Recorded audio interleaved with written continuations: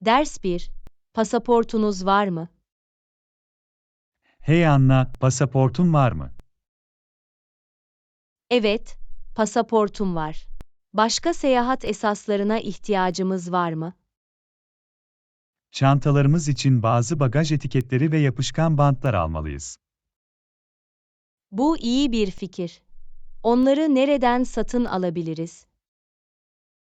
Onları şehir merkezindeki seyahat mağazasında bulabiliriz. Tamam, yarın oraya gidip etiketleri ve grupları alalım. Bir plana benziyor.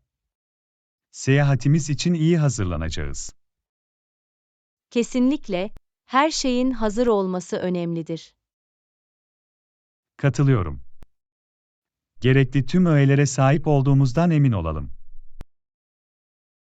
Kesinlikle önemli bir şeyi unutmak istemiyoruz. Kabul ettim. Yarın görüşürüz, beraber alışverişe gidebiliriz. Mükemmel. Yarın görüşürüz John. Ders 2. Sınavımız yakında. Anna, sınavımız yakında geliyor. Çalışmayı bitirdin mi? Neredeyse, John. Her şeyi ele aldığımdan emin olmak için notlarımı bir kez daha gözden geçirmem gerekiyor. Bu iyi bir strateji, Anna. Notlarınızı gözden geçirmek, hafızanızdaki bilgileri güçlendirmeye yardımcı olacaktır. Evet, sınavdan önce materyal hakkında sağlam bir anlayışa sahip olmak önemlidir. Katılıyorum Anna. Notlarınızı bir kez daha gözden geçirmek size ekstra güven verecektir. Kesinlikle, John.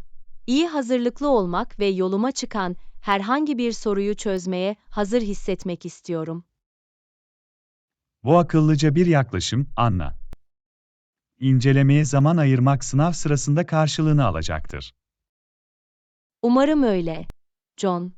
Kavramları incelemek ve anlamak için çok çaba harcıyorum. Sıkı çalışmanın karşılığını alacağından eminim Anna. Sadece odaklanın ve kendine inan. Teşvik ettiğin için teşekkürler John. Benim için çok şey ifade ediyor. Bunu hallettin, Anna. Yeteneklerinize ve yaptığınız tüm hazırlıklara güvenin. Yapacağım, John. Sinirlerin beni etkilemesine izin vermeyeceğim. Sakin kalacağım ve elimden gelenin en iyisini yapacağım. Ruh bu, Anna. Pozitif kalın ve sınava açık bir zihinle yaklaşın. Yapacağım, John. Desteğiniz için teşekkür ederiz. Hepimizi verelim ve bu sınavı birlikte başaralım. Kesinlikle, Anna. İşte son değerlendirmeniz ve başarılı bir sınavınız. Bunu aldın. Ders 3. Etkili iletişim becerilerini öğreniyorum.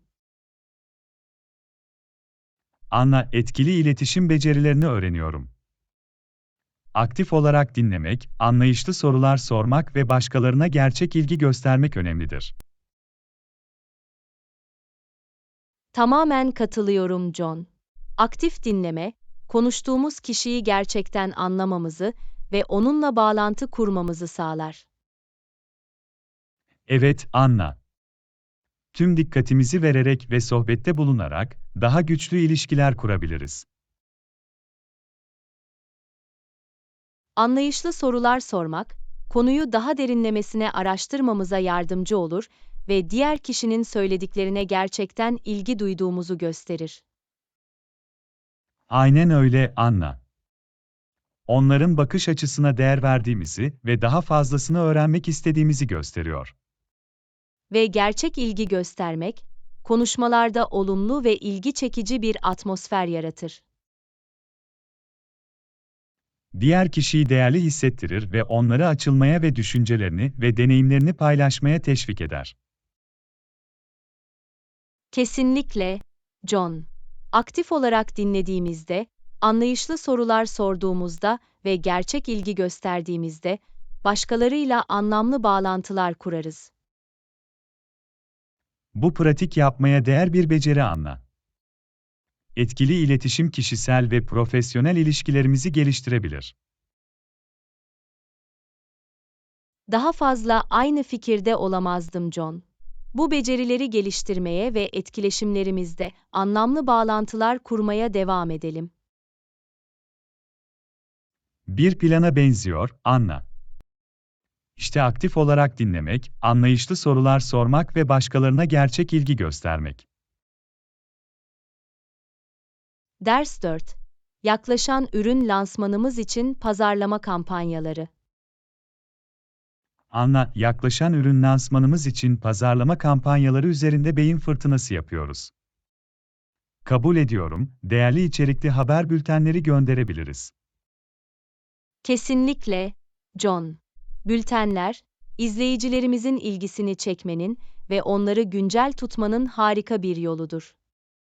İlgili bilgileri, promosyonları ve ürün güncellemelerini doğrudan gelen kutularında paylaşmamıza izin veriyorlar. Doğru, John. Bültenler kişisel bir dokunuş sağlar ve müşterilerimizle bir ilişki kurmamıza yardımcı olur. Ayrıca, sadık abonelerimizi ödüllendirmek için özel teklifler ve indirimler ekleyebiliriz. Kesinlikle, John. Bültenler aracılığıyla özel fırsatlar sunmak, müşterileri bir satın alma işlemi yapmaya teşvik edebilir. Satışları artırmanın ve yeni ürünümüz hakkında heyecan yaratmanın etkili bir yoludur. Ayrıca, ürün nişimizle ilgili bilgilendirici makaleler veya ipuçlarını paylaşmak için haber bültenlerini de kullanabiliriz. Harika bir fikir, Anna. Değerli içerik sağlamak abonelerimizin ilgisini çekecek ve markamıza güven oluşturacaktır. Sürekli olarak kaliteli haber bültenleri sunarak, kendimizi endüstri uzmanları olarak kurabileceğimize inanıyorum. Kesinlikle, Anna. Her şey kendimizi güvenilir bir bilgi kaynağı olarak konumlandırmak ve güvenilirlik oluşturmakla ilgilidir. Bu pazarlama stratejisi için heyecanlıyım John. Hem müşterilerimiz hem de işimiz için bir kazan-kazan. Ben de aynı şekilde hissediyorum Anna. Hedef kitlemizi büyüleyecek ilgi çekici haber bültenleri oluşturmaya başlayalım. Katılıyorum, John. İşte işimiz için büyümeyi sağlayan başarılı pazarlama kampanyaları ve etkili haber bültenleri. Ders 5. Yakındaki güzel bir park hakkında yeni öğrendim. Anna, az önce yakınlarda güzel bir park olduğunu öğrendim. Hafta sonu gezisi için mükemmel bir yer. Kulağa harika geliyor John. Ziyaret etmeyi çok isterim. Oraya gitmenin en iyi yolu nedir? Sürüş tavsiye edilir mi? Evet, Anna. Araba kullanmak parka ulaşmanın en uygun yolu olacaktır. Şehrin biraz dışında bulunuyor. Anlıyorum. Park yaşadığımız yerden uzak mı? Çok uzak değil Anna. Oraya ulaşmak arabayla yaklaşık 30 dakikamızı alacak. Bu makul. Sürüş, zamanlama ve gerekli malzemeleri taşıma açısından bize daha fazla esneklik sağlayacaktır. Aynen öyle, Anna. Uzun mesafeler boyunca taşıma endişesi duymadan piknik hazırlayabilir veya diğer dış mekan malzemelerini getirebiliriz. Bu bir plan gibi geliyor John. Rotayı ve park seçeneklerini önceden kontrol ettiğinizden emin olalım. İyi fikir, Anna. Hazırlıklı olmak ve son dakika sürprizleri olmadan sorunsuz bir yolculuk yapmak her zaman akıllıca olacaktır. Katılıyorum, John. Sorunsuz bir deneyim yaşayabilmemiz için yol tariflerine ve park ayrıntılarına bakacağım. Harika. Manzaralı sürüşün tadını çıkarmak ve parkı kendi hızımızda keşfetme özgürlüğüne sahip olmak güzel olacak. Gerçekten dört gözle bekliyorum John. Parkta bir gün dinlenmek ve doğanın tadını çıkarmak için mükemmel bir yol gibi geliyor. Daha fazla aynı fikirde olamazdım Anna. Takvimlerimizi işaretleyelim ve gerçekleştirelim. Parkta harika bir gün geçireceğiz. Ders 6. İşimiz istikrarlı bir şekilde büyüyor. Anna, işimiz istikrarlı bir şekilde büyüyor ve bence yeni pazarlara açılmayı düşünmenin zamanı geldi. Katılıyorum John. Daha fazla müşteriye ulaşmak ve satışlarımızı artırmak için harika bir fırsat. Kesinlikle, Anna. Şimdi soru şu, genişlememiz için hangi bölgeleri hedeflemeliyiz? Büyüme fırsatları olan potansiyel bölgeleri belirlemek için pazar eğilimlerini ve tüketici talebini analiz etmeliyiz. Bu akıllıca bir yaklaşım, Anna. Nüfus, ekonomik istikrar ve kültürel uyum gibi faktörleri göz önünde bulundurmalıyız. Kesinlikle, John. Her bölgedeki hedef pazarın ihtiyaçlarını ve tercihlerini anlamak önemlidir. Ayrıca rekabeti araştırmalı ve pazarda doldurabileceğimiz bir boşluk olup olmadığını değerlendirmeliyiz. Katılıyorum, John. Kaçınılmamış pazarları veya kendimizi farklılaştırabileceğimiz alanları belirlemek bize rekabet avantajı sağlayacaktır. Sorunsuz operasyonları sağlamak için dağıtım kanalları ve altyapı gibi lojistik yönleri de değerlendirmeliyiz. İyi bir nokta, John. Bu pazarlara etkin bir şekilde girmek ve hizmet vermek için gerekli kaynaklara ve yeteneklere sahip olduğumuzdan emin olmalıyız. Tüm bilgileri topladıktan sonra, işimiz için en fazla potansiyeli sunan bölgelere öncelik verebiliriz. Sağlam bir plana benziyor John. Bilinçli kararlar vermek için veri odaklı bir yaklaşım benimsemeliyiz. Kesinlikle, Anna. Genişletme stratejimizi tamamlamadan önce gerekli verileri toplayalım ve kapsamlı bir analiz yapalım. Olasılıklar konusunda heyecanlıyım, John. Yeni pazarlara açılmak, büyüme ve başarı için yeni fırsatlar açacaktır. Ben de aynı şekilde hissediyorum Anna. İşte yeni pazarlara başarılı bir genişleme ve işimizde yeni zirvelere ulaşmak için. Ders 7. Şehir merkezinde yeni açılan yeni bir kafeyi duydum. Anna, şehir merkezinde yeni açılan bir kafeyi duydum. İnsanlar rahat olduğunu ve harika kahvesi olduğunu söylüyor. Bu tam olarak ihtiyacım olan şey gibi geliyor. İyi bir fincan kahve ile rahatlatıcı bir kafe deneyimi kullanabilirim. Onun da güzel bir ambiyansı olması gerekiyordu, Anna. Gevşemek ve sessiz zaman geçirmek için mükemmeldir. Kulağa harika geliyor John. Toplu taşıma araçlarıyla ulaşmak kolay mı? Evet, Anna. Kafe bir otobüs durağının yakınında yer almaktadır, bu yüzden oraya ulaşmak uygun olmalıdır. Bunu duymak harika. Genellikle daha rahat ve çevre dostu olduğu için mümkün olduğunda toplu taşıma kullanmayı tercih ederim. Katılıyorum Anna. Toplu taşıma, özellikle yoğun şehir bölgelerinde uygun ve uygun maliyetli bir seçenek olabilir. Ayrıca, park yeri bulmak veya trafikle uğraşmak konusunda endişelenmemize gerek yok. Aynen öyle, Anna. Bir otobüse atlayabilir ve herhangi bir güçlük çekmeden yolculuğun tadını çıkarabiliriz. Bu bir rahatlama. Bu, tamamen rahatlayabileceğimiz ve kafede zamanımızın tadını çıkarmaya odaklanabileceğimiz anlamına gelir. Kesinlikle, Anna. Nakliye lojistiği konusunda strese gerek yok. Sadece kafe deneyiminin tadını çıkarabiliriz. Gerçekten dört gözle bekliyorum John. Rahat bir kafe, harika kahve ve kolay bir gidiş geliş, daha ne isteyebiliriz? Görünüşe göre mükemmel bir plan, Anna.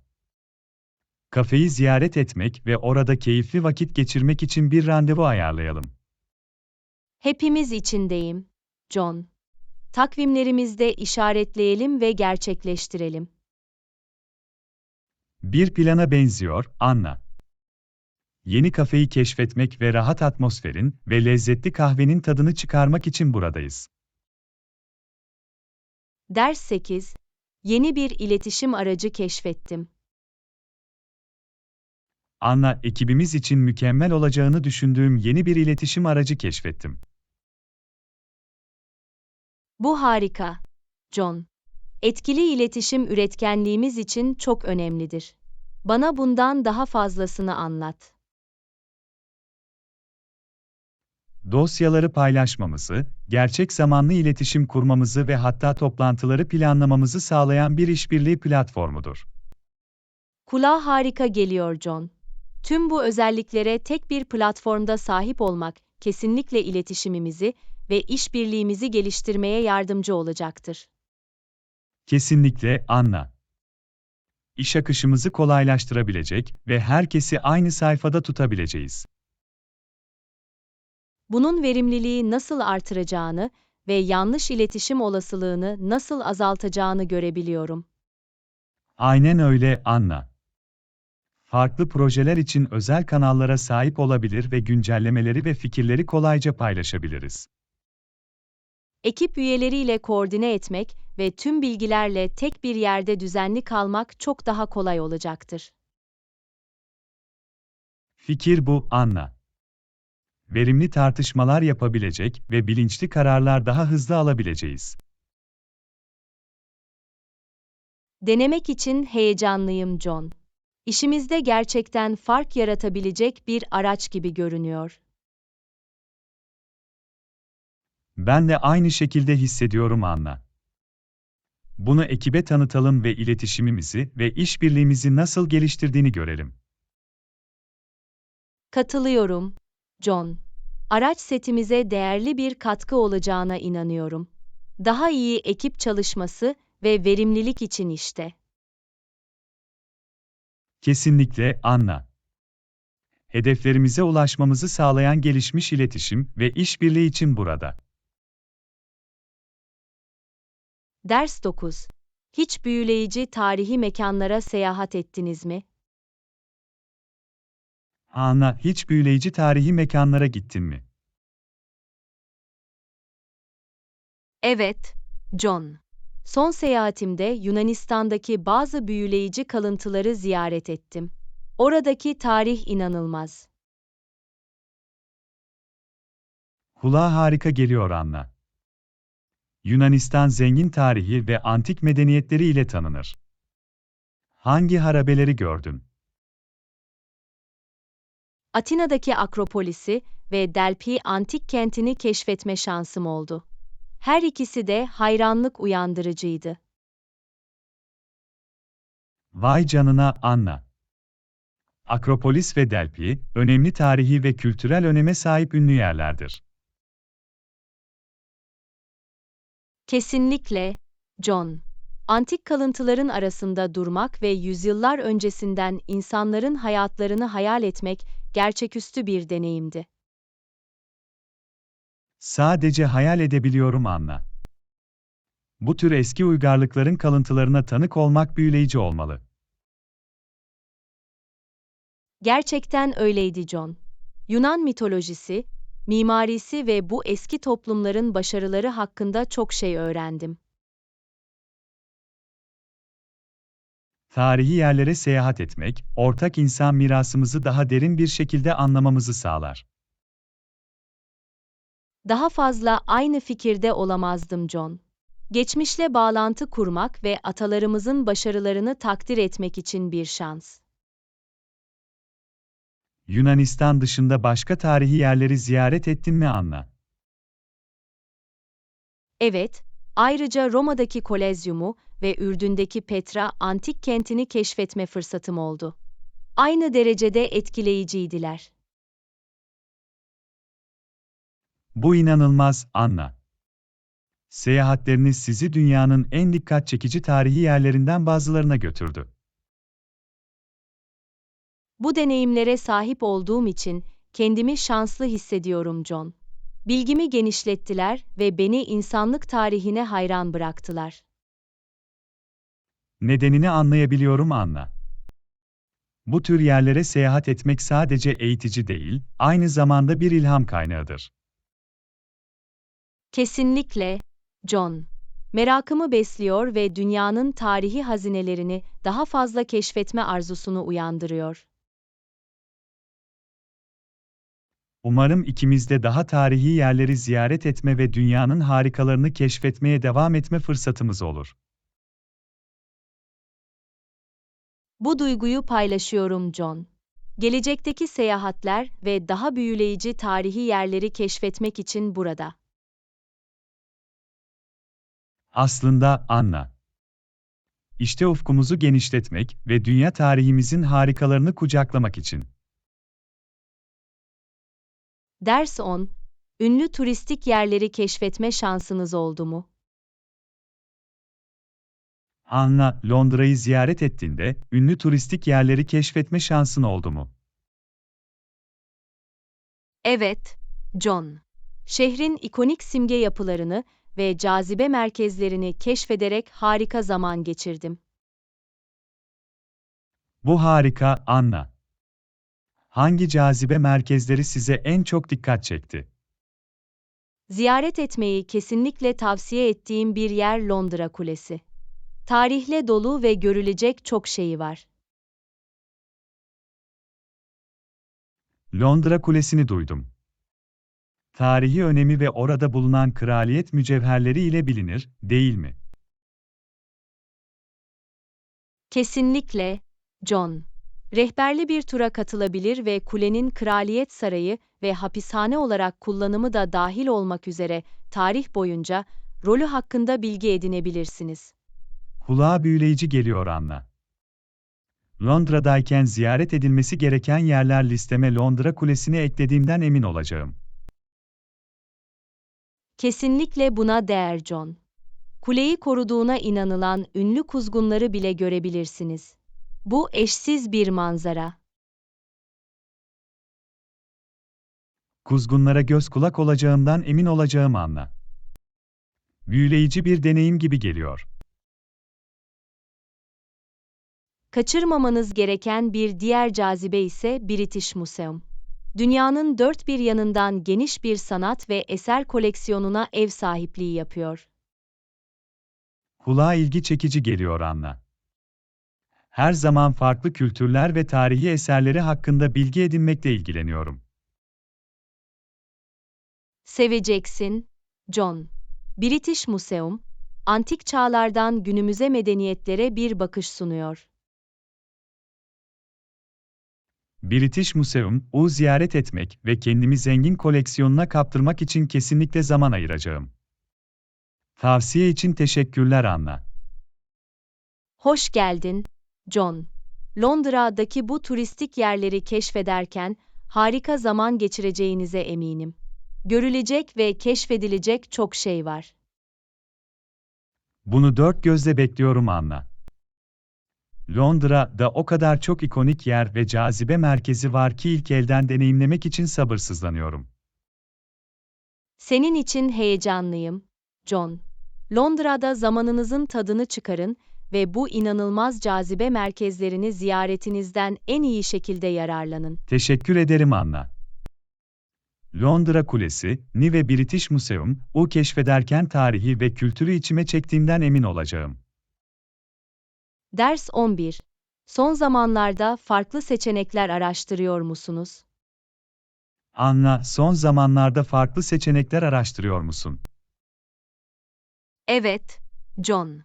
Çeşitli fırsatları araştırıyorum ve farklı yollar düşünüyordum. Kulağa ilginç geliyor, Anna. Düşündüğünüz bazı seçenekler nelerdir? İyi, Bir seçenek eğitimimi ilerletmek ve ilgi alanımda yüksek lisans derecesi almak. Bu harika bir seçim, Anna. Sürekli eğitim yeni kapılar açabilir ve bilgi ve becerilerinizi genişletebilir. Ben de öyle inanıyorum John. Düşündüğüm bir diğer seçenek de kendi işimi kurmak. Heyecan verici, Anna. Girişimci olmak size bağımsızlık ve tutkularınızın peşinden gitme fırsatı sağlayabilir. Aynen öyle, John. Bu her zaman merak ettiğim bir şey ve şimdi o caddeyi keşfetmek için doğru zaman gibi geliyor. Herhangi bir iş fikri düşündün mü, Anna? Evet, sürdürülebilir yaşam ve çevre dostu ürünlerle ilgili birkaç fikir üzerinde beyin fırtınası yapıyorum. Bu harika, Anna. Çevre üzerindeki etkimizi göz önünde bulundurmak ve olumlu bir fark yaratmanın yollarını bulmak önemlidir. Daha fazla aynı fikirde olamazdım John. Sürdürülebilirlik tutkumu girişimcilikle birleştirmek, takip edilecek anlamlı bir yol gibi görünüyor. Etkilendim, Anna. Hem eğitim hem de kendi işinizi kurma açısından göz önünde bulundurmanız gereken bazı heyecan verici seçenekleriniz var. Teşekkür ederim, John. Olasılıklarla dolu heyecan verici bir zaman ve bu seçeneklerin beni nereye götürdüğünü görmek için sabırsızlanıyorum. Hiç şüphem yok ki hangi yolu seçersen, üstün olacaksın ve tatmin olacaksın, Anna. Karar verme sürecinizde iyi şanslar. Desteğin için minnettarım John. Bu çok şey ifade ediyor. Seçeneklerimi dikkatlice tartacağım ve doğru seçimi yaparken kalbimi takip edeceğim. En iyi yaklaşım bu, Anna. İçgüdülerinize güvenin ve değerlerinizle ve isteklerinizle uyumlu yolu takip edin. Ders 12. Yakında herhangi bir film izlemeyi planlıyor musun? Anna, yakında film izlemeyi düşünüyor musun? Evet, John. Film gecesi için havasındayım. Henüz ne izleyeceğime karar vermedim. Komediye ne dersin? Kahkaha her zaman ruh halini hafifletmek için iyi bir seçimdir. Kulağa harika bir fikir gibi geliyor John. İyi bir kahkaha işime yarar. Herhangi bir öneri var mı? The Hangover'ı izlediniz mi? Sizi güldürmesi garanti edilen komik bir komedi. Hayır, görmedim. Eğlenceli bir film gibi geliyor. Kesinlikle deneyeceğim. Akla gelen bir başka komedi de Nedimeler. Harika bir topluluk kadrosu ve birçok komik anı olan bir komedi. Nedimeler hakkında iyi şeyler duydum. Bir süredir izleme listemdeydi. Belki sonunda izlemenin zamanı gelmiştir. Bence hoşuna gidecek, Anna. Onu çok yönlü bir komedi yapan mizah ve içten anların bir karışımına sahiptir. Tavsiyeler için teşekkürler John. Hem The Hangover hem de Bridesmaids'e göz atacağımdan emin olacağım. Hoş geldin, Anna. Umarım kahkaha ve eğlenceyle dolu harika bir film gecesi geçirirsiniz. Bunu dört gözle bekliyorum John. Film geceleri her zaman gevşemek ve biraz eğlenmek için harika bir yoldur. Kesinlikle, Anna. Film gecenizin tadını çıkarın ve komediler akşamınıza bolca kahkaha ve neşe getirsin. Ders 13. Reçetenizin bir kopyasını her zaman yanınızda taşıyor musunuz?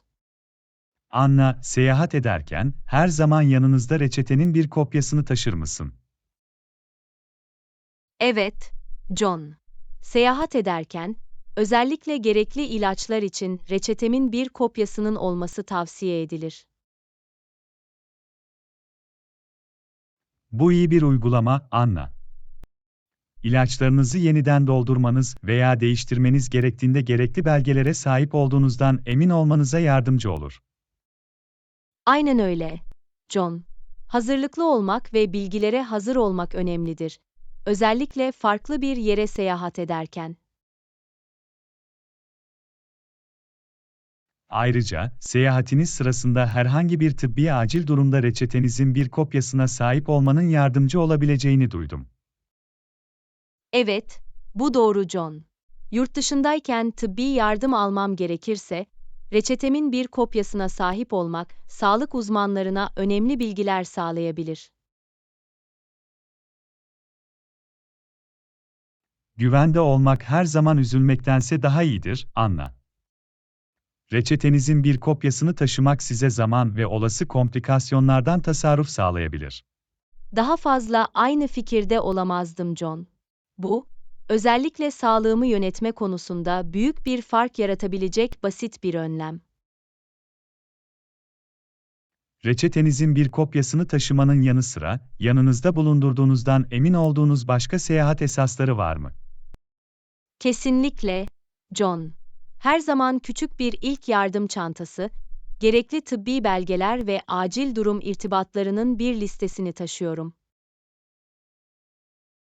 Bunlar çok önemli şeyler, Anna.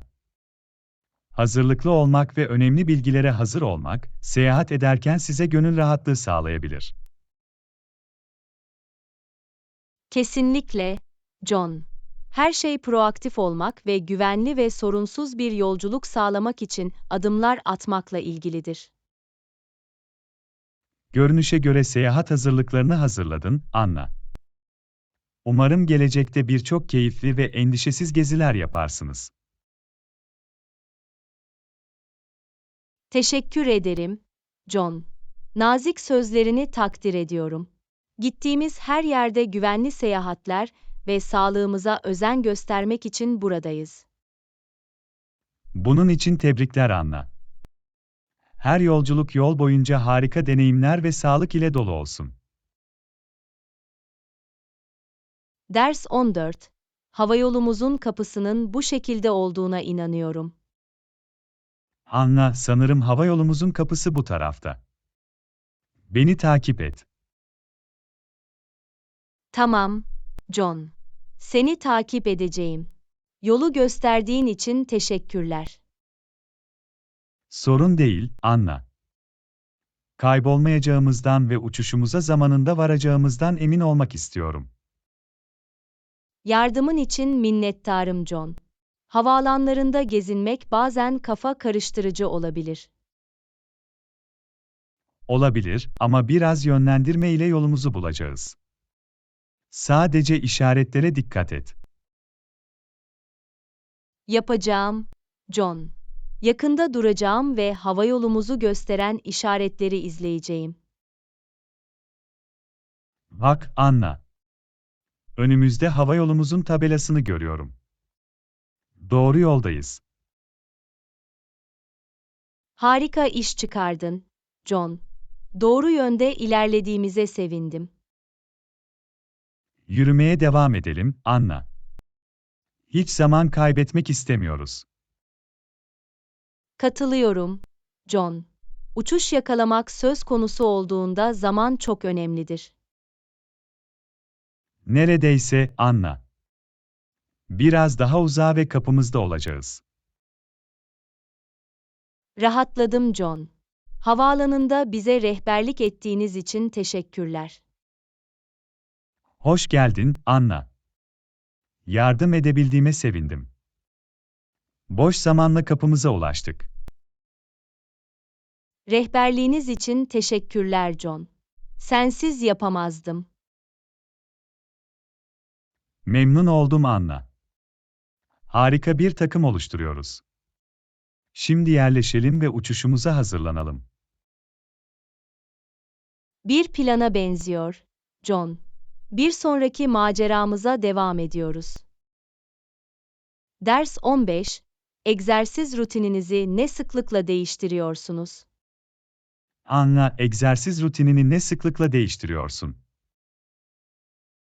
Kendime meydan okumak için birkaç ayda bir işleri değiştirmeyi seviyorum, John.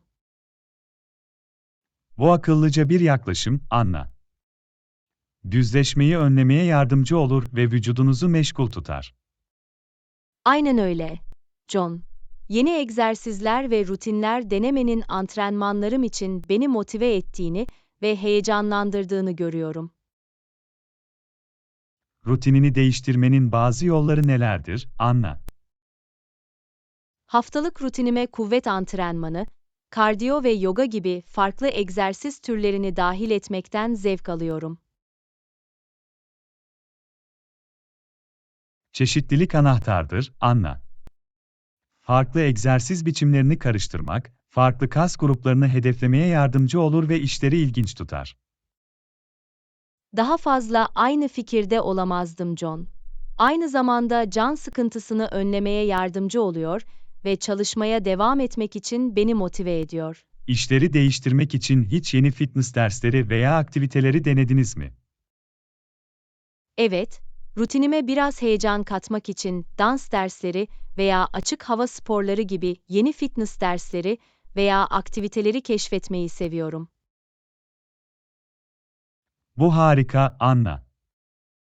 Yeni sınıflar veya aktiviteler denemek sadece vücudunuzu zorlamakla kalmaz, aynı zamanda fitness yolculuğunuza macera duygusu katar. Kesinlikle öyle, John. Aynı zamanda aktif kalmanın ve eğlenmenin yepyeni bir yolunu keşfetmek gibi. Yaklaşımınızdan ilham aldım, Anna. Sanırım kendi egzersiz rutinimi değiştirmenin ve yeni bir şeyler denemenin zamanı geldi. Bunu duymak harika, John.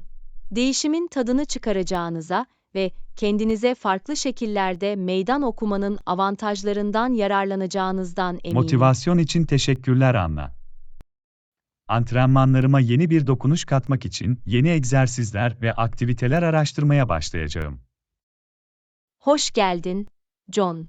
Sana ilham verebildiğim için mutluyum. İşte değişimi kucaklamak ve fitness yolculuklarımızı heyecan verici tutmak için. Bunun için tebrikler, Anna. Kendimizi zorlamaya ve aktif ve sağlıklı kalmanın yeni yollarını keşfetmeye devam edelim. Ders 16. Bazı harika stratejileri tartıştık. Anna, bazı harika stratejileri tartıştık. Anlaştık, bunları uygulamak ve hedeflerimize ulaşmak için birlikte çalışalım. Kesinlikle, John. İşbirliği ve ekip çalışması bu stratejileri gerçeğe dönüştürmemize yardımcı olacaktır. Bahsettiğimiz bir strateji, belirli ve ölçülebilir hedefler belirlemekti. Neyi başarmak istediğimizi tanımlayarak başlayabiliriz. Bu iyi bir başlangıç noktası, John. Net hedefler bize yön ve çabalamak için bir şey verecektir. Bir zaman çizelgesi oluşturmanın öneminden de bahsettik. Bizi yolda tutmak için her dönüm noktası için son tarihler belirleyelim. Katılıyorum, John. Bir zaman çizelgesine sahip olmak, ilerlememiz için odaklanmamıza ve sorumlu kalmamıza yardımcı olacaktır. Başka bir strateji, hedeflerimizi daha küçük, yönetilebilir görevlere ayırmaktır. Süreci daha az ezici hale getirecek. Bu akıllıca bir yaklaşım, John. Hedeflerimizi daha küçük adımlara bölerek, birer birer başa çıkabilir ve ivme oluşturabiliriz. İletişim de anahtardır. İlerlememizi tartışmak ve gerekli ayarlamaları yapmak için düzenli kontroller yapalım. Mükemmel bir nokta, John. Düzenli iletişim, aynı sayfada olmamızı ve yol boyunca birbirimizi destekleyebilmemizi sağlayacaktır. Son olarak, başarılarımızı kutlayalım. İlerlememizi kabul etmek bizi motive edecek ve daha fazla başarıyı teşvik edecektir. Daha fazla aynı fikirde olamazdım, John. Dönüm noktalarını kutlamak, ne kadar küçük olursa olsun, moralimizi artıracak ve bizi motive edecektir. Bu stratejilerle uyumlu olduğumuzu bilmek harika, Anna. Planımızı hayata geçirelim ve hedeflerimize doğru ilerleyelim. Kesinlikle, John. Birlikte harika şeyler başarabiliriz. Her adımda birbirimizi destekleyelim ve motive edelim. Seninle bu yolculuğa çıkacağım için heyecanlıyım, Anna. İşte bu stratejileri uygulamak ve hedeflediğimiz başarıya ulaşmak. Ders 17. Daha sessiz bölümlerde koltuklar seçme eğilimindeyim. Anna, uçuş rezervasyonu yaparken, huzur ve sessizlik sizin için önemliyse daha sessiz bölümdeki koltukları mı tercih edersiniz? Evet, John. Özellikle daha uzun uçuşlar için daha sessiz bölümlerde koltuklar seçme eğilimindeyim. Bu iyi bir fikir, Anna. Huzurlu bir ortama sahip olmak yolculuğu daha konforlu ve rahatlatıcı hale getirebilir. Kesinlikle, John. Etrafta daha az gürültü ve dikkat dağıtıcı şey olduğunda dinlenmek, okumak veya çalışmak daha kolaydır. Daha sessiz bölümde koltuk seçmek için herhangi bir ipucunuz var mı? Bir ipucu, mutfak veya tuvalet gibi yoğun trafik alanlarından uzakta koltuklar seçmektir. Daha gürültülü olma eğilimindedirler. Bu yararlı bir ipucu, Anna. Bir sonraki uçuşumu rezerve ettiğimde bunu aklımda tutacağım. Diğer bir seçenek de kabinin önüne doğru koltukları seçmektir. Sırtına kıyasla genellikle daha sessiz. Anlıyorum. Bu nedenle öne daha yakın olmak, motorlardan ve diğer yolculardan gelen gürültüyü en aza indirmeye yardımcı olabilir. Aynen öyle, John. Genel gürültü seviyesinde bir fark yaratabilir ve daha sakin bir ortam yaratabilir. Bu görüşleri paylaştığınız için teşekkürler, Anna. Bir dahaki sefere koltuğumu seçerken bu faktörleri kesinlikle dikkate alacağım. Hoş geldin, John. Yardım edebildiğime sevindim. Huzur ve sessizlik seyahat deneyimini daha keyifli hale getirebilir. Daha fazla aynı fikirde olamazdım, Anna. Sakin bir atmosfere sahip olmak daha keyifli ve rahatlatıcı bir yolculuğa katkıda bulunabilir. Çok doğru, John. İşte o huzurlu koltukları bulmak ve nereye gidersek gidelim sakin seyahatler yapmak. Bunun için tebrikler, Anna.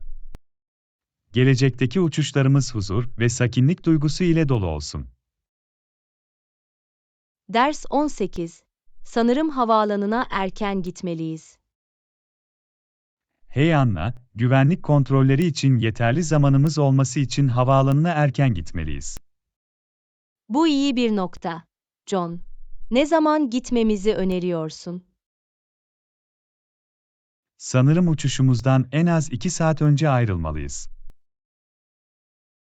Kulağa mantıklı geliyor. Acele hissetmek istemiyoruz. Kesinlikle. Her ihtimale karşı fazladan zaman ayırmak daha iyidir. Kabul ettim. Her şeyi vaktinden önce topladığımdan emin olacağım. O akıllıca bir fikir. Hazırlıklı olmak bizi biraz stresten kurtaracaktır. Kesinlikle. Uçuş gününde erken uyanmak için alarm ayarlayacağım. Harika. Seyahatimize rahat bir notla başlamak istiyoruz. Kesinlikle. Zamanında hazır olacağım. Endişelenme. Mükemmel. Sorunsuz bir yolculuk geçirdiğimizden emin olalım. Kesinlikle, John. Seyahatimizi dört gözle bekliyorum. Ben de, Anna. Harika bir macera olacak. Ders 19. İhtiyacımız olan her şeyi marketten aldın mı? Anna, ihtiyacımız olan her şeyi marketten aldın mı? Evet, John. Meyve, sebze, süt ve diğer bazı temel malzemeleri aldım. Bu harika, Anna. Kilerimizi sağlıklı ve besleyici yiyeceklerle dolu tutmak önemlidir. Kesinlikle, John. Dengeli bir diyet için taze meyve ve sebzelere sahip olmak şarttır. Çeşitli meyveler aldınız mı? Evet, elma, muz ve portakal karışımı aldım. Atıştırmak ve smoothie'lere eklemek için harikalar. Mükemmel seçim, Anna. Bu meyveler vitaminlerle doludur ve ferahlatıcı bir enerji artışı sağlar. Ayrıca brokoli, havuç ve ıspanak gibi çeşitli sebzeler aldım. Yemekler ve salatalar için mükemmel olacaklar. Aferin Anna. Çeşitli sebzeler dahil etmek, genel sağlığımız için bir dizi besin almamızı sağlar. Ve taze bir karton süt de aldığımdan emin oldum. Sabah kahvemiz ve mısır gevreğimiz için temel bir üründür. İyi düşündüm Anna. Süt çok yönlü bir bileşendir ve güçlü kemikler için iyi bir kalsiyum kaynağıdır. Bu eşyaların yanı sıra ekmek ve yumurta gibi başka mutfak gereçleri de aldım. Harika eklemeler, Anna. Ekmek ve yumurta çok yönlüdür ve birçok tarifte kullanılabilir. Yiyeceklerden memnun olmana sevindim John. Haftaya hazırız artık. Alışverişle ilgilendiğin için teşekkürler Anna. Mutfağımızı iyi stoklamak için gösterdiğiniz çabayı takdir ediyorum. Hoş geldin, John. Katkıda bulunmaktan zevk alıyorum. Bu yiyeceklerle yapabileceğimiz taze ve besleyici yemeklerin tadını çıkaralım. Kesinlikle, Anna. İşte sağlıklı beslenme ve lezzetli yemekler ileride. Ders 20. Sana gönderdiğim kartpostalı aldın mı? Anna, sana gönderdiğim kartpostalı aldın mı? Evet, John. Aldım ve kesinlikle sevdim. Düşünceli sürpriz için teşekkür ederim. Hoş geldin, Anna. Beğendiğine sevindim. Postada küçük bir sürpriz almak her zaman güzeldir. Kesinlikle, John. Bir metin veya eş-postadan çok daha kişisel ve özel. Katılıyorum, Anna. Bu yüzden kartpostal göndermekten zevk alıyorum. Bir nostalji duygusu geri getiriyor ve kişisel bir dokunuş katıyor. Tamamen anlıyorum John. Başkalarıyla bağlantı kurmanın ve onları düşündüğünüzü bildirmenin harika bir yolu. Bundan bahsetmişken, son zamanlarda kartpostal gönderdin mi? Evet, yaptım. Tatilimden aileme ve arkadaşlarıma kartpostal gönderdim. Yolculuğumun küçük bir parçasıyla onları şaşırtmaktan heyecan duyuyorum. Bu harika, Anna. Eminim bu hareketi ve seyahat deneyimlerinize bir bakış atmayı takdir edeceklerdir. Umarım öyle, John. Maceralarımı paylaşmanın ve onları dahil hissettirmenin küçük bir yolu. Bence bu güzel bir fikir Anna. Birinin gününü aydınlatan ve onları özel hissettiren küçük jestlerdir. Kesinlikle, John. Her şey biraz neşe yaymak ve bağlantıları geliştirmekle ilgili, uzaktan bile.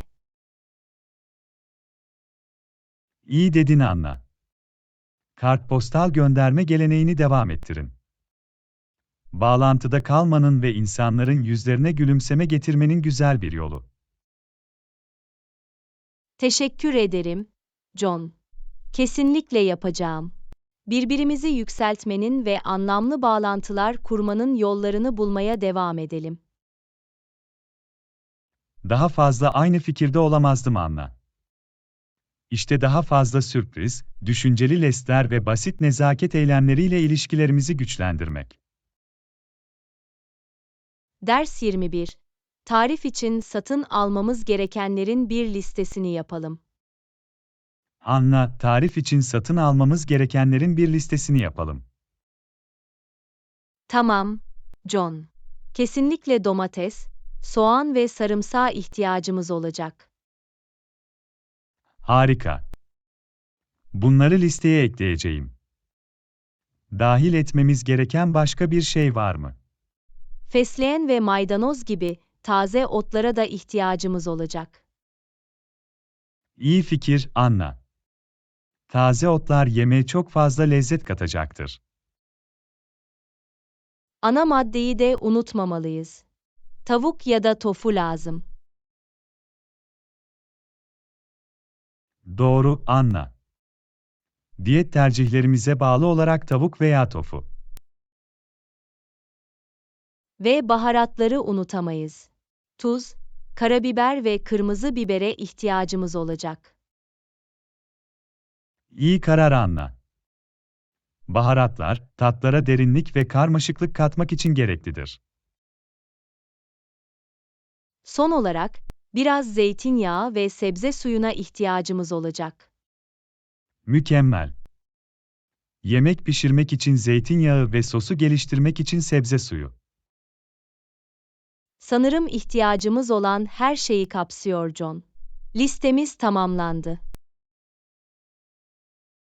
Mükemmel. Bu liste ile lezzetli bir yemek yapmak için iyi hazırlanacağız. Kesinlikle, John. Bakkala gidelim ve tüm malzemeleri toplayalım. Bunu dört gözle bekliyorum, Anna.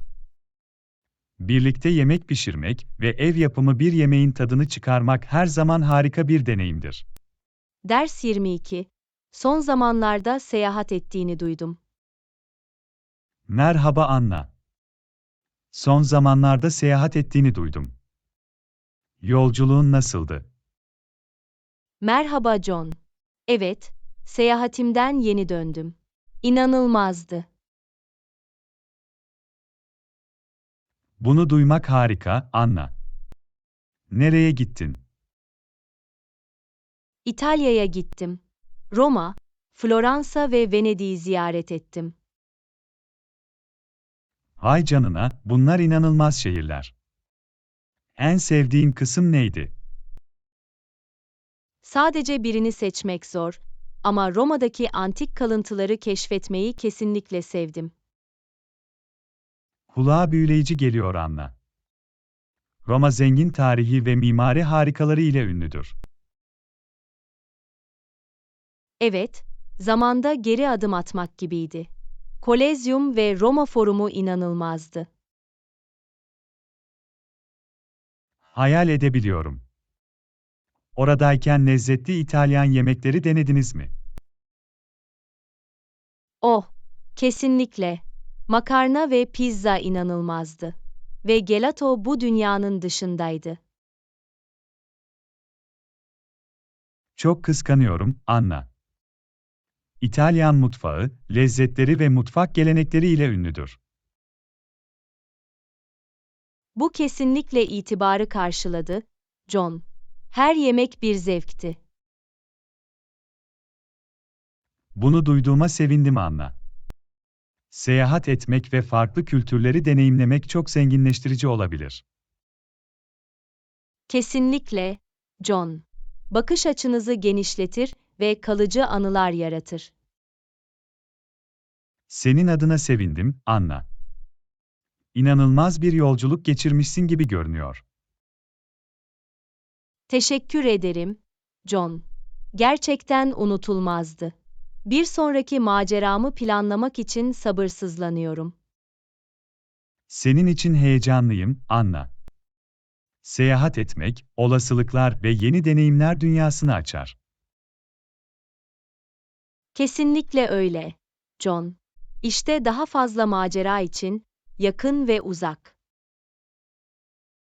Bunun için tebrikler, Anna. Gelecekteki seyahatleriniz neşe, keşif ve harika anılarla dolu olsun. Ders 23. Sizinle yaklaşan projemiz hakkında konuşmak istedim.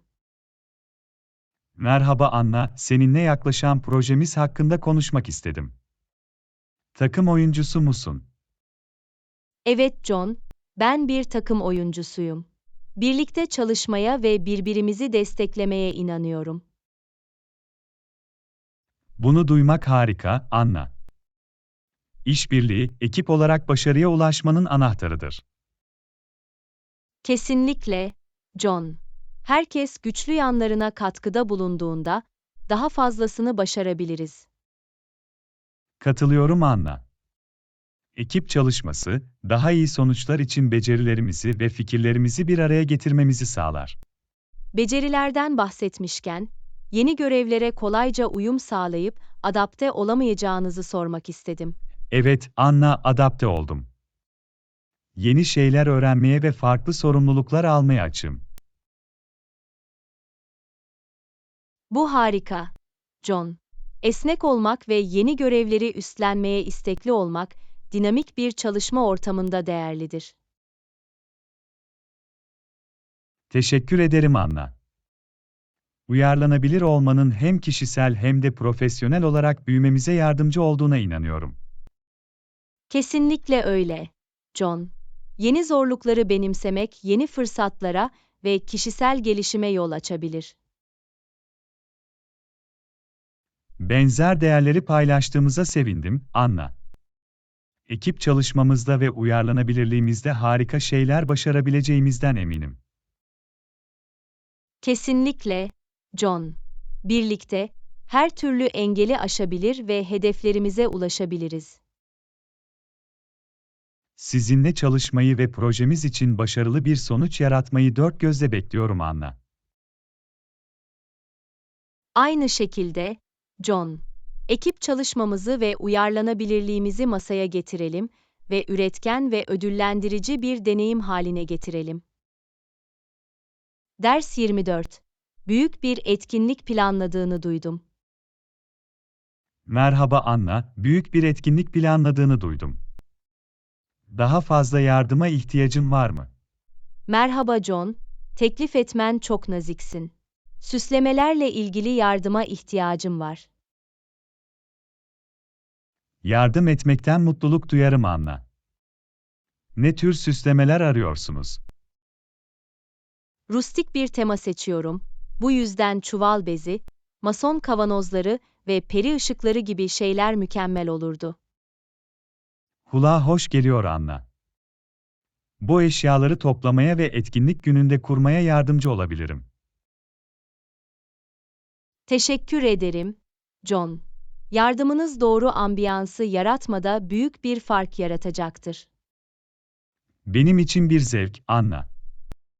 Planlama sürecinin bir parçası olmaktan ve etkinlikleri unutulmaz kılmaktan zevk alıyorum. Coşkunun için minnettarım John. Ayrıntılardan hoşlanan birine sahip olmak harika.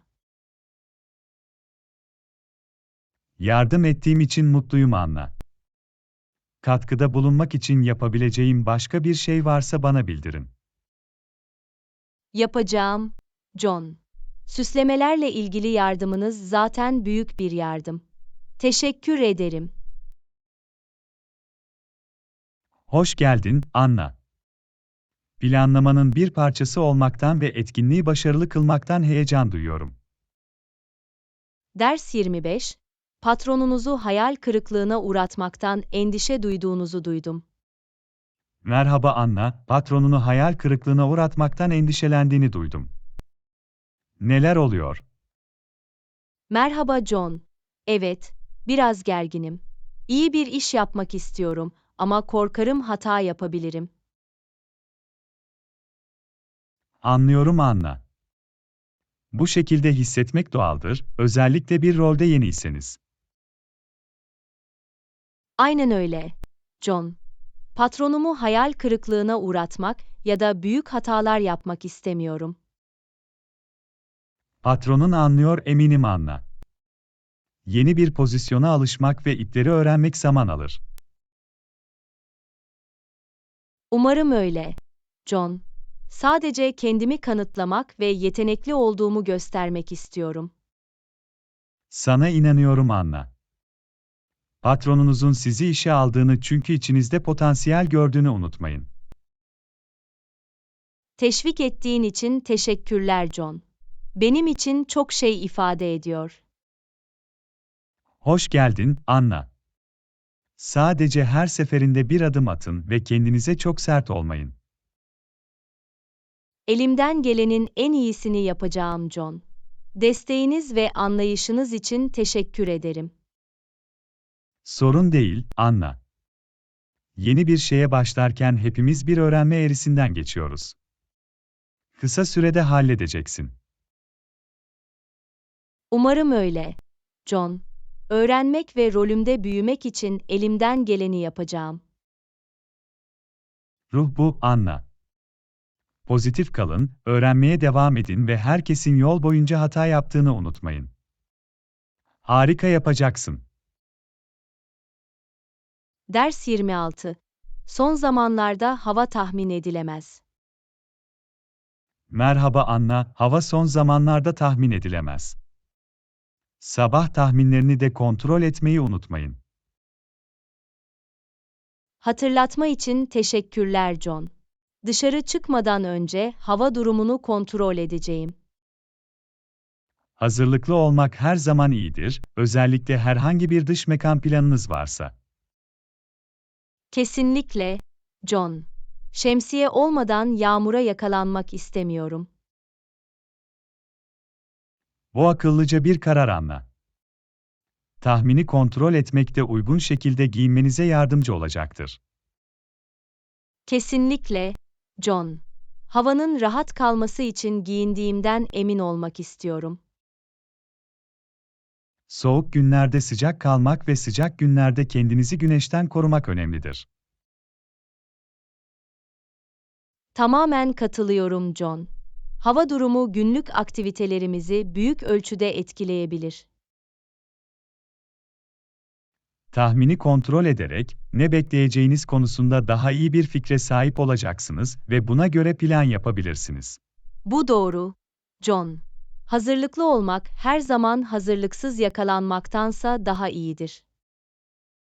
Aynen öyle, Anna. Gününüzde büyük bir fark yaratabilecek basit bir adımdır. Hatırlatma için minnettarım John. Her sabah tahmini kontrol etmeyi alışkanlık haline getireceğim. Bu harika bir fikir, Anna. Güne sağ ayakla başlamanıza yardımcı olacaktır. Ders 27.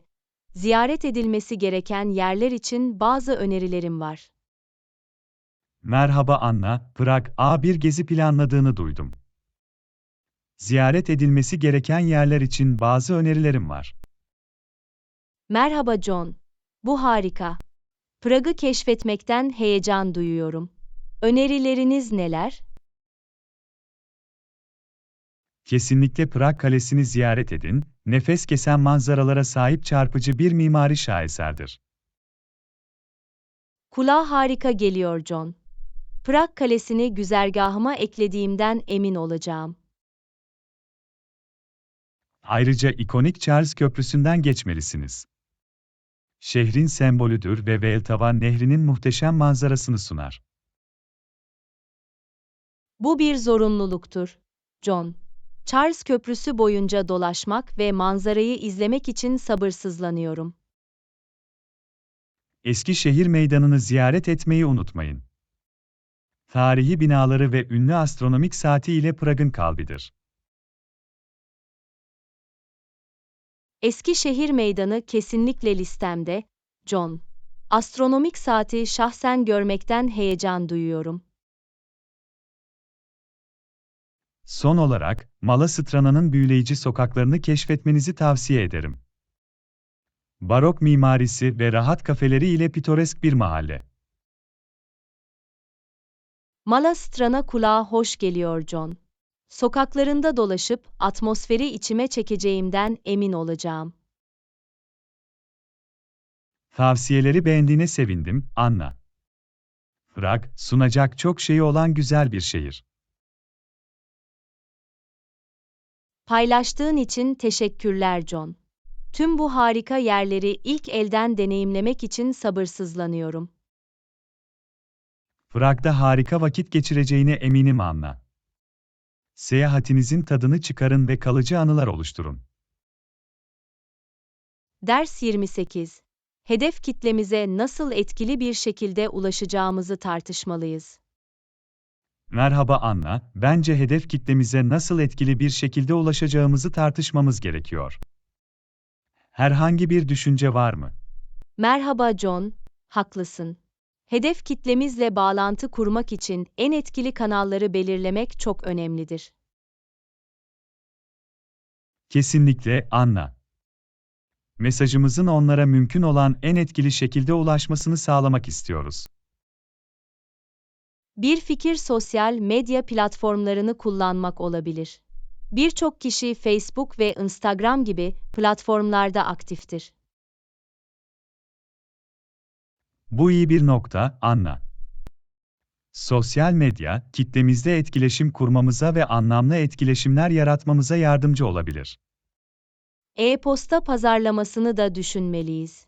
Hedeflenen e-postalar göndermek, doğrudan ve kişiselleştirilmiş bir yaklaşım olabilir. Katılıyorum Anna. E-postalar değerli bilgiler sağlayabilir ve hedef kitlemizle daha güçlü bir ilişki kurmamıza yardımcı olabilir. Başka bir seçenek web seminerleri veya çevrimiçi etkinlikler düzenlemek olabilir. Bu, daha geniş bir kitleyle bağlantı kurmamızı ve değerli bilgiler sağlamamızı sağlar. Web seminerleri harika bir fikir Anna. Bize uzmanlığımızı sergileme ve potansiyel müşterilerle etkileşim kurma fırsatı veriyorlar. Ek olarak, hedef demografisimize bağlı olarak basılı reklamlar veya doğrudan posta gibi geleneksel yöntemleri gözden kaçırmamalıyız. Bu doğru, Anna. Geleneksel yöntemler, çevrim dışı kanalları tercih eden belirli kitleler için hala etkili olabilir. Genel olarak, hedef kitlemize etkili bir şekilde ulaşmamızı sağlamak için dijital ve geleneksel kanalların bir karışımına sahip olmak önemlidir. Daha fazla aynı fikirde olamazdım Anna. Yaklaşımımızı çeşitlendirerek, izleyicilerimizle bağlantı kurma ve hedeflerimize ulaşma şansımızı en üst düzeye çıkarabiliriz. Ders 29. Projemiz için çok fazla veri topladık. Merhaba Anna, projemiz için çok fazla veri topladık. Bir sonraki adımımız nedir? Merhaba John, artık verilere sahip olduğumuza göre, bulgularımızı analiz etmenin ve özetlemenin zamanı geldi. Bu harika bir fikir, Anna. Tüm bilgileri açık ve özlü bir rapor halinde derlememiz gerekiyor. Aynen öyle, John. İyi organize edilmiş bir rapor, bulgularımızı etkili bir şekilde iletmemize yardımcı olacaktır. Sana bu konuda yardımcı olabilirim, Anna. Verileri yapılandırılmış bir şekilde derleme ve sunma konusunda deneyimim var. Bu harika olurdu John. Uzmanlığınız kapsamlı bir rapor oluşturmada kesinlikle değerli olacaktır. Verileri organize ederek ve temel eğilimleri ve kalıpları belirleyerek başlamalıyız. Katılıyorum, John. Ana bulguları belirleyerek, rapordaki en önemli bilgileri vurgulayabiliriz. Başkalarının anlamasını kolaylaştırmak için çizelgeler ve grafikler gibi verilerin görsel temsillerini de dahil etmeliyiz. Görseller raporun okunabilirliğini kesinlikle artıracak, John. Verileri görsel olarak çekici bir şekilde sunmak önemlidir. Tüm bölümleri yerine getirdikten sonra, netliğini ve doğruluğunu sağlamak için raporu gözden geçirebilir ve revize edebiliriz. Bu çok önemli bir adım, John. Raporun hatasız olmasını ve bilgiyi etkili bir şekilde iletmesini istiyoruz. Son incelemeden sonra, raporu kapsamlı bir genel bakış sağlamak için ekiple veya paydaşlarla paylaşabiliriz. Aynı sayfada olduğumuza sevindim John. Bulguları derlemeye ve etkili bir rapor oluşturmaya başlayalım. Kesinlikle, Anna. Birleşik çabamızla, iyi yapılandırılmış ve bilgilendirici bir rapor hazırlayacağımızdan eminim. Ders 30. Yürüyüş botları olmadan idare edebileceğimizi düşünüyor musunuz? Hey Anna, seyahatimiz için yürüyüş botları olmadan idare edebileceğimizi düşünüyor musun?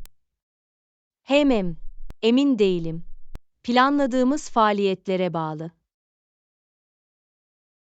Sanırım hafif yürüyüş ve yürüyüş yapacağız. Bu durumda, sağlam spor ayakkabılarla idare edebiliriz. Bu doğru. Orta derecede yürüyüş için yeterli destek sağlamalıdırlar. Pekala, seyahat için spor ayakkabılarımı giyeceğimden emin olacağım. Kulağa hoş geliyor. Hazırlıklı olmak her zaman daha iyidir.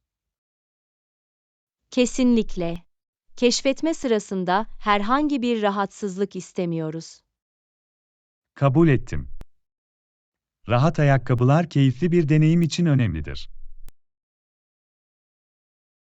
Belirli bir donanıma ihtiyacımız olup olmadığını görmek için güzergahı 2 kez kontrol edeceğim. Harika fikir. Maceralarımız için iyi donanımlı olduğumuzdan emin olalım. Kesinlikle. Yolculuğumuz için heyecanlıyım John. Ben de Anna. Unutulmaz bir yolculuk olacak.